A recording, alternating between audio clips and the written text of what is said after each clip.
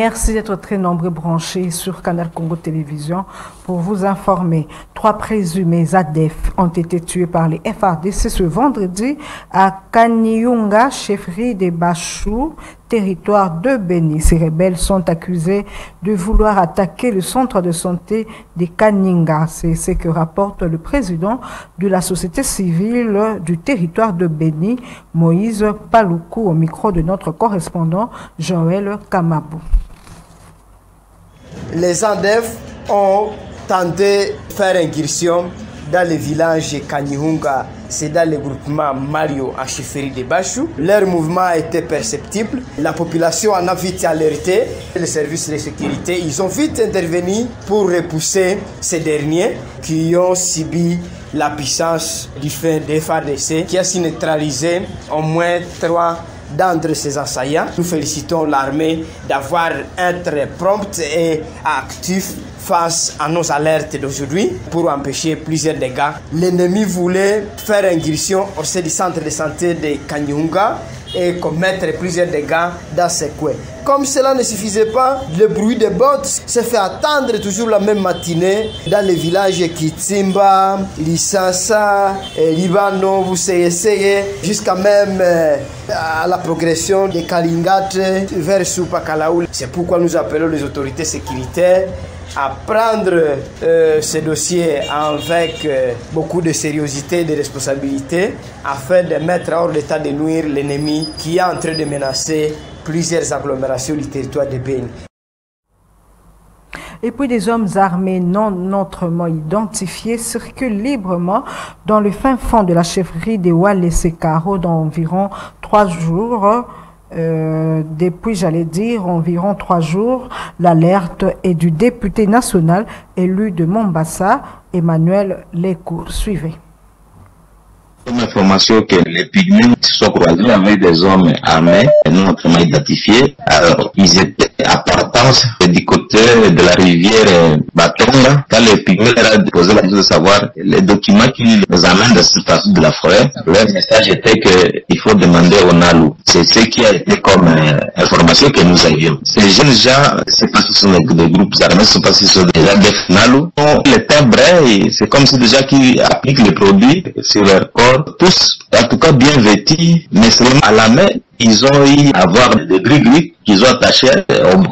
Ils circulent, ils longeaient la rivière Epoulou. Jusque-là, on ne sait pas leur destination si ils vont où. Mais ce que je crains, aller faire la jonction avec les Sud-Soudan, avec le groupe de rebelles sud-soudanais. Alors, c'est ce que moi je crains. Parce que de là, directement, cette forêt peut prendre contact avec Ouacha à travers Gombari et traverser, aller là-bas. Et je crains aussi qu'ils puissent rentrer vers Ndouye, vers Bukulani, ou entrer directement dans la réserve de Fort Okapi pour chercher des matières premières. Tout ça, ce sont des hypothèses que nous émettons. Alors, la vigilance est obligatoire et j'ai demandé à la population d'être vigilant. Là, il faut les chats et prendre les dispositions nécessaires pour se défendre parce qu'on ne peut pas se laisser faire. Est-ce que ces gens étaient lourdement armés? Et je vous dis qu'ils avaient 21 AK-47, plus 40 calibre 12.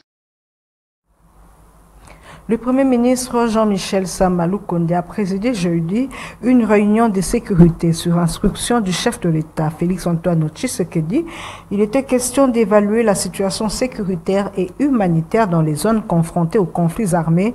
Suivez les comptes rendus avec le ministre de la Communication et des Médias. C'est dans la suite, comme vous le savez, depuis plusieurs jours, le Premier ministre a reçu l'habilitation du commandant suprême de tenir de réunions de sécurité pour faire le suivi de manière régulière de la situation sur le terrain. Vous savez que nous avons des urgences humanitaires importantes sur lesquelles nous devons travailler parce que nous avons plus de 300 compatriotes qui sont dans des conditions extrêmement difficiles. La réunion d'aujourd'hui, il s'est agi donc d'aborder ces questions humanitaires, mais aussi d'écouter le vice-premier ministre, ministre des Affaires étrangères, qui a pris part au mini-sommet qui s'est tenu hier à Luanda. Vous avez tous suivi les communiqués avec des engagements fermes et un calendrier assorti pour permettre de donner une vue à l'issue de toute cette situation qu'il y a à l'est de la République démocratique du Congo. Et bien évidemment, les chefs de l'armée et de la police ont pu faire le point de la situation sur terrain. on n'a pas seulement parlé de la situation à l'Est, mais on a aussi survolé la question de Kwamout parce qu'il est important que nous puissions avoir un regard sur toutes ces situations. Le maître mot qui a été recommandé ce soir par le Premier ministre, au-delà de tout ce qui a été dit, des engagements qui ont été couchés dans les communiqués sortis d'hier, c'est que nous devons rester vigilants. Il y a des délais qui ont été donnés. Nous allons attendre, voir ce que ça va donner, mais nous allons surtout continuer à travailler pour apporter un appui humanitaire à nos compatriotes. Des réactions au sujet de l'annonce par la Commission électorale nationale indépendante de la publication du calendrier électoral. Ce samedi 26 novembre 2022, le président du Mouvement pour la libération des consciences, Maître Zorobabel Moulang, appelle la centrale électorale à organiser les élections locales, municipales et urbaines avant la présidentielle, aussi à ne pas céder à la pression. Il est dit au micro de Gisèle Etoko. Nos attentes, c'est que la CENI doit nous organiser les élections locales, les élections urbaines et municipales, qui est le socle de la démocratie en République du Congo. La démocratie, ce n'est pas au sommet de l'État, mes amis. La démocratie, signifie le pouvoir du peuple, par le peuple, pour le peuple. Et pour ce faire, nous demandons au président de la CENI, s'il avait déjà un canevas, qu'il puisse aménager son canevas. Il ne doit pas céder aux pressions, de la communauté internationale ou des impérialistes, 2, aux néocolonialistes qui ne font que les intérêts de leur maître en pensée. Il ne doit pas céder à cela. Les élections en RDC ont d'abord des arriérés pour les élections locales. Trois fois, on n'a pas organisé les élections locales. Qu'est-ce que nous constatons? Nous constatons que les gens qui étaient nommés, surtout dans les territoires occupés aujourd'hui par les terroristes, ce sont des gens qui sont en train de servir aux intérêts des étrangers. Et pour ce faire, nous devons avoir sur le plan local des gens élus par nous-mêmes, peuple. Donc, sur ce point de vue, lorsqu'on est en train de concourir dans un parti politique, c'est pour gagner le pouvoir. Et l'UDPS aujourd'hui au pouvoir doit exécuter, d'abord appliquer son projet de société, qui n'est autre que Union pour la démocratie et le progrès social. Donc nous devons aller avec la démocratie dans la pyramide renversée, pas commencer par les présidentielles et laisser le socle de la démocratie comme l'a fait hier les autres qui n'avaient pas intérêt pour le peuple. Voilà ce que nous demandons. Et le président de la République, qui vient de l'UDPS, doit prendre en conscience cela. Nous invitons le président de la République à comprendre que le peuple congolais doit récupérer sous son règne le pouvoir qui lui a été arraché pendant autant d'années. Tous unis dans l'activisme pour l'élimination de la violence à l'égard des femmes et filles. C'est sous ce thème que le monde a célébré ce 25 novembre la journée internationale contre les violences faites à la femme. À ce sujet, Maître Ernestine Nyoka fait un état des lieux en RDC, aussi révèle que dit la loi à ce sujet. Cette femme politique fustige les violences que subissent les femmes à l'est de la République démocratique du Congo. Elle a été jointe par Gisèle Etoko une fois de plus. Que la loi congolaise a fait suffisamment d'efforts au-delà des violences, des viols sur les enfants mineurs, des viols sur les personnes adultes même majeures. Tant que les conditions sont réunies, la loi congolaise prévoit comment il faut pouvoir sanctionner quand les conditions constitutives de l'infraction sont réunies. Au-delà des violences, des cas des viols, nous avons aussi les harcèlements sexuels ou les harcèlements tout court. Parce que tout harcèlement n'amène pas simplement à un contact sexuel, et des harcèlements qui ne permettent pas à la femme de pouvoir travailler. En milieu de travail, cela aussi est condamné. Il y a aussi, aujourd'hui, le problème, c'est la question de l'Est. À l'Est de la RDC, les femmes sont vraiment en souffrance, la petite fille en souffrance, la jeune fille en souffrance à cause de des questions d'agression. Les femmes sont les premiers boucliers qu'on utilise à la guerre comme esclaves sexuels. Et quand on dit esclaves sexuels, il y a toutes sortes de violences qui suivent que ces femmes-là subissent. Donc, nous disons, il faudra que la guerre s'arrête dans le pays, mais au-delà de la guerre, il faut créer un fonds pour pouvoir indemniser, pour qu'il y ait réparation contre les femmes qui subissent toutes ces violences dues à la question de la sécurité à l'est de la RDC. C'est après un vote par consensus très contesté à printemps que le Conseil supérieur de l'audiovisuel et de la communication CESAC a désormais son comité directeur qui est composé comme suit. Président Christian Bossembe, vice-président Bruno Mboliko, rapporteur Oscar Kabamba, rapporteur adjoint Serge Ndjibou et questeur Adou Louyeye. Il s'y est de souligner que suite aux irrégularités qui ont caractérisé ces élections effectuées ce vendredi 25 novembre, 2 membres ont claqué la porte. Nous y reviendrons au cours de nos prochaines éditions avec force détails. Le 24 novembre 1965, cette date marque la prise au pouvoir de feu maréchal Mobutu.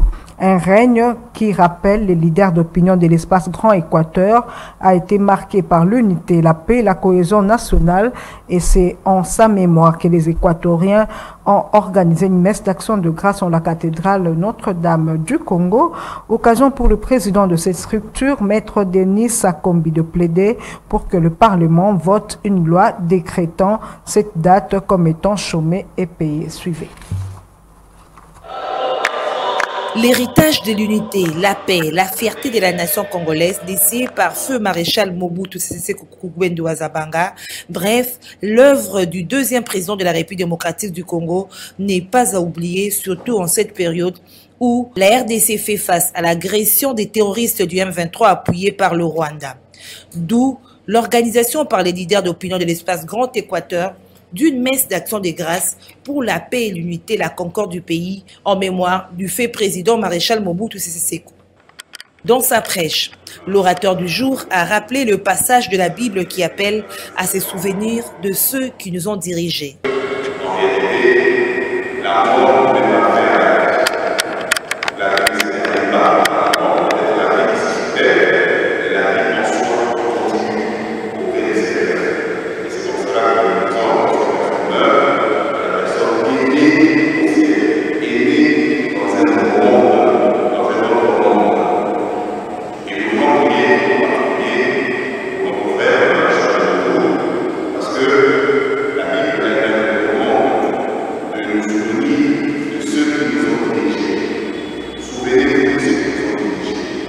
Prenant la parole, le coordonnateur des leaders d'opinion de l'espace Grand Équateur, Maître Denis Sakombi, de rappeler la paix et l'unité qui a régné en RDC à l'époque du maréchal Mobutu. Ainsi souhaite-t-il la réhabilitation de sa mémoire.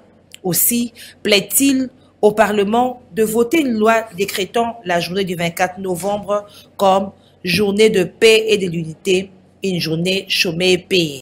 Il a fallu que l'Est de la République démocratique du Congo soit envahi depuis plus de 20 ans par des diverses rébellions, tant nationales qu'étrangères, pour que tous les Congolais se rendent compte que la paix et l'unité valent mieux que les dollars engendrés par les minéraux produits par les rébellions et la contrebande au moyen de tueries massives. Sous l'initiative des chefs de l'État, son Excellence Félix Antoine Tshisekedi, par l'entremise de la première dame de la République, Denise Nyakero Tshisekedi, qui a rendu hommage en s'inclinant devant la tombe de feu maréchal Mobutu. C'est un acte de reconnaissance que nous félicitons. Le maréchal Mobutu a pris le pouvoir d'État le 24 novembre 1965 sous la bannière de l'armée nationale congolaise, ANC.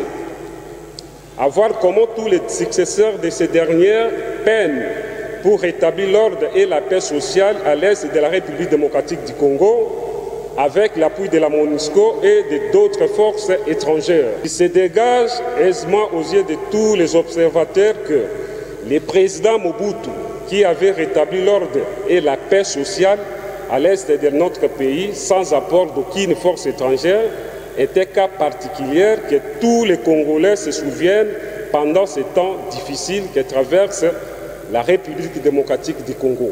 Rappelons que c'est le 24 novembre 1965 que le maréchal Mobutu avait pris le pouvoir. Appuyé par le Fonds des Nations Unies pour l'enfant UNICEF, la télédigitalisation de registres de vaccination et de l'enregistrement des naissances à l'état civil a été lancée ce vendredi 25 novembre 2022 par le ministre de la Santé publique, Hygiène et Prévention.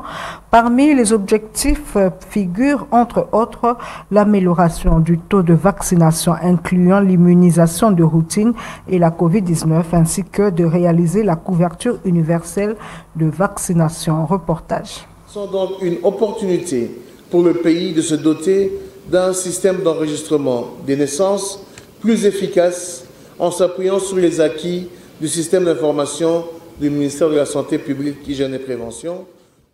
Lancement ce vendredi 25 novembre 2022 de la télédigitalisation du registre de vaccination et de l'enregistrement des naissances. Cela a été rendu possible grâce à l'appui de l'UNICEF. Il a été révélé, selon l'enquête menée à cet effet, que le taux de vaccination reste encore faible. Un enfant sur 8, soit 13%, n'a reçu aucun vaccin, tandis qu'un enfant sur 5 n'a pas reçu la première dose de vaccin. Quant à l'enregistrement des enfants à l'état civil, sachez qu'en 2014, 25% des enfants seulement ont été enregistrés. En 2018, il y a eu une progression, on est passé de 25% à 40%. Denis Garnier, représentant de l'UNICEF RDC, est revenu sur l'objectif poursuivi par ce projet. Aujourd'hui, le ministère de la Santé, Hygiène et Prévention s'investit pour atteindre tous les enfants par le service de vaccination. L'enregistrement universel des naissances est essentiel pour avoir des statistiques vitales fiables et constitue une sorte de primordial pour une planification socio-économique de qualité et notamment pour la planification de soins, de santé et de vaccination. D'autre part, Jean-Rigobert Chimanga, secrétaire général du ministère de l'Intérieur présent à cette activité, a présenté les avantages du dit projet liés à la couverture sanitaire universelle. Nous restons convaincus que grâce au renforcement des capacités des acteurs dans ces deux secteurs, ce projet nous permettra d'accroître le taux d'enregistrement des naissances et la vaccination de nos enfants. Dans son mot, Jean-Jacques Mbungani, ministre de la Santé publique, Hygiène et Prévention, a mis l'accent sur le renforcement du système de vaccination de routine. Le ministère de la Santé publique a opté pour le renforcement de son système de vaccination de routine à travers la mise en œuvre du plan Machako qui vise à accroître la couverture vaccinale systématique à travers des piliers clés autour de la gouvernance et parmi eux le système d'information sur la vaccination. La Fédération congolaise de taekwondo, ITEF, organise du 25 au 26 novembre la première édition du championnat national. Pour y parvenir, le président de la Ligue de Kinshasa, Maître J.P. Kombe, a remis aux athlètes des équipements pour bien compétir. Reportage Jean-Claude Mwamba. Moins de 24 heures seulement nous séparent du démarrage de la première édition du championnat national de taekwondo ITEF. C'est dans ce contexte que les athlètes de Kinshasa ont reçu des équipements afin de faire une participation honorifique lors de cet événement. Pour moi, un sentiment de joie parce que c'est la première expérience et la première édition du championnat de la taekwondo ITEF. Donc nos athlètes sont déterminés à rappeler toutes les médailles, c'est ça notre objectif principal.